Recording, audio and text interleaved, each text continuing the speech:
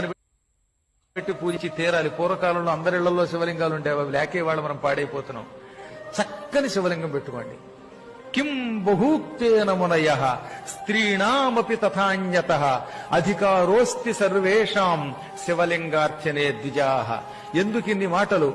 శివలింగం అందరి ఇళ్లలో ఉండొచ్చు, అందరూ శివలింగాన్ని ముట్టుకుని పూజించవచ్చు. స్త్రీణామపి ఆడువారికి, తథా అన్యతః ఇతరులకు, అందరికీ శివలింగం మీద అర్చన మీద అధికారం ఉన్నది.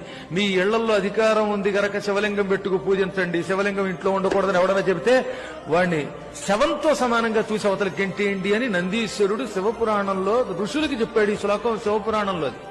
కాబట్టి అందరిళ్లలో లింగం ఉండాలి. ఇళ్లలో ఉండి తీరాలి తప్ప ఆ గుళ్ళోకి వెళ్లి మనం ముట్టుకోవడానికి దానికి నియమాలు ఉంటాయి. అక్కడ అర్చకులే పెడతారు. కానీ నీ ఇంట్లో నువ్వు లింగం పెట్టుకుని పూజించవచ్చు.